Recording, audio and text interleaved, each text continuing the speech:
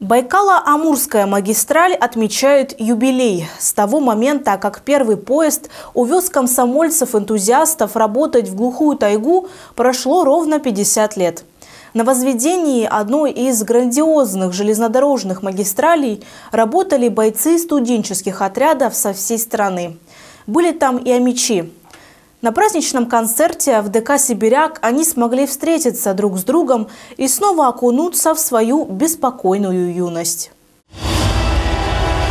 Красные знамена, рабочие куртки и песни студенческих отрядов. В Центре культурного развития «Сибиряк» празднуют 50-летний юбилей стройки БАМа. В 1974 году, когда на съезде в ЛКСМ было принято решение включиться в великую стройку на востоке страны, на строительство Байкало-Амурской магистрали, первый отряд комсомольцев 27 апреля с Ярославского вокзала выехал на восток, чтобы строить. Ну а в июне уже потянулись основные массы студенческих отрядов. И они были первопроходцами, они вырубали лес, они строили мосты, тоннели. Сложнейшая трасса. И звучали песни.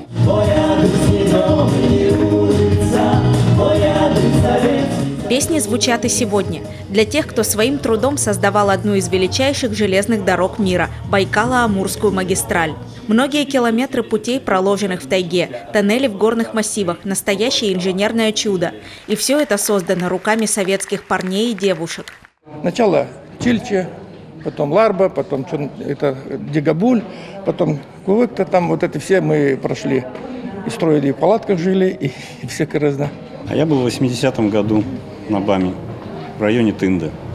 Как раз начало западного участка. От стрелки Тында и 5 километров на запад. Вот мы то же самое делали, что и они.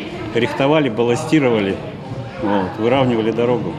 Тяжелый труд в очень непростой местности оказался по плечу советской молодежи.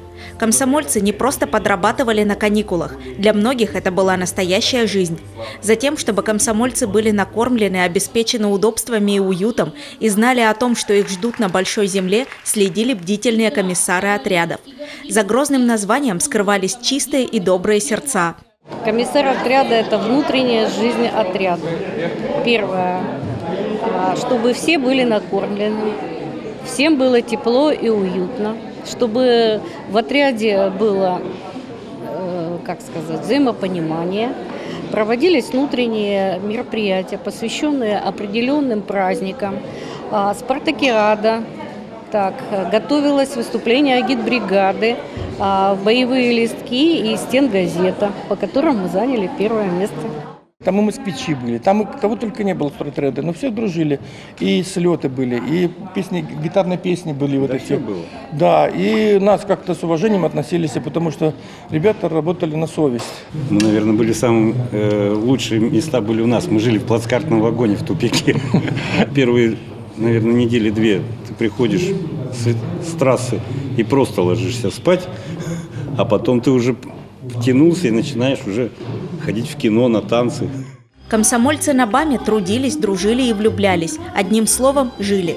Кто-то провел на великой стройке 1 сезон, кто-то посвятил БАМу много лет. Но у каждого, кого так или иначе коснулась стройка века, это время осталось в памяти как лучшая пора молодости. Радостный стройный дар, яростный стройотряд, словно степной пожар, песен костры горят.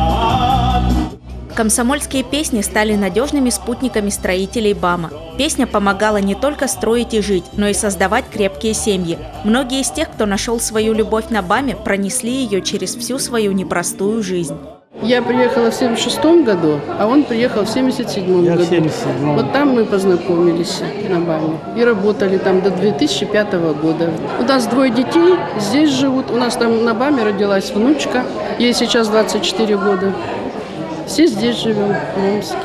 Теперь строители БАМа передают свои традиции следующему поколению. Внуки легендарных строителей тоже мечтают вписать свое имя в историю. И снова звучат песни о труде, дороге и дружбе. Потому что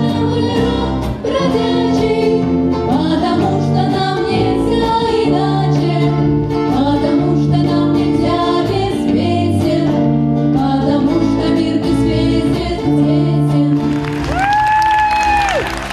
Мария Максимова, Александр Филиппов, Обком ТВ.